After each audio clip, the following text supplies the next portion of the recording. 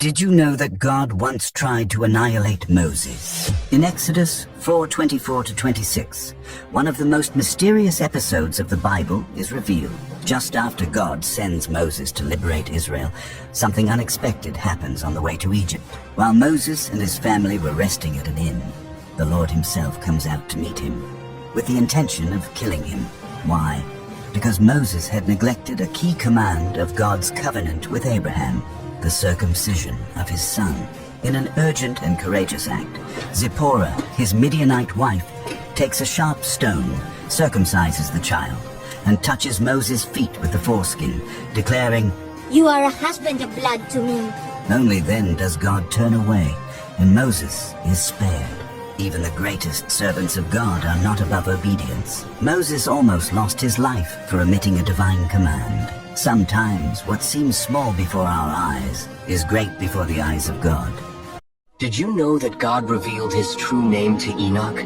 According to the third book of Enoch, when Enoch was taken up to the heavens, he was transformed into the angel Metatron. In his ascension, angels of great power guided him to the throne of God, passing through places so sacred that not even the cherubim dared to enter. There, surrounded by light and glory, the Most High called Enoch by a new name, Metatron, the Prince of the Presence. It was in this solemn moment that God revealed to Enoch the most guarded secret of the universe, his true name, a name so powerful that angels would fall prostrate at the sound of it. As it was whispered into Enoch's ear, he underwent a complete transformation. He saw beyond time and understood the mysteries of creation. With this sacred name, Enoch, now Metatron, received authority to command the celestial armies and record all the deeds of humanity. Only someone who walked with God and was taken by him could bear such immense glory. The day when God and Satan spoke face to face. There came a day when Satan entered heaven not as a conqueror, but as the appointed accuser. While the sons of God stood before the throne, he appeared among them, and no one restrained him, for he had the right to be there. Then God looked at him and asked, "Where have you come from?" And Satan replied, "From roaming the earth, walking back and forth upon it." Thus the trial began. The one on trial was not a king or a warrior, but a simple man, a righteous man, who feared God and shunned evil. Satan hurled his accusations with fury. "He only worships you because you bless him. Strip away his gifts, and he will curse you to your face." So God permitted the test, and heaven was silent while hell unleashed its fury. Job lost everything, his wealth, his children, even his health. Everything but his faith. And in the depths of suffering, Job declared, "The Lord gave, and the Lord has taken away. Blessed be the name of the Lord." Job did not curse. He did not deny. And in his silence, he overcame the accuser. Then God spoke once more and restored Job. He gave him double what was lost, greater riches, more children, more years of life. For the one who remains faithful conquers, even when all seems lost. Enoch was the only man who walked with God and returned with secrets no human was meant to hear.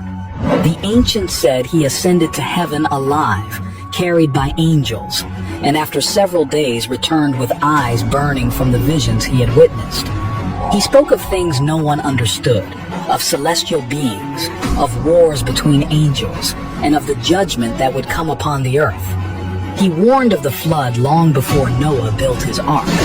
It is said that he wrote forbidden books, texts hidden away because they contained the secrets of heaven, the names of the fallen angels, and the very structure of the universe.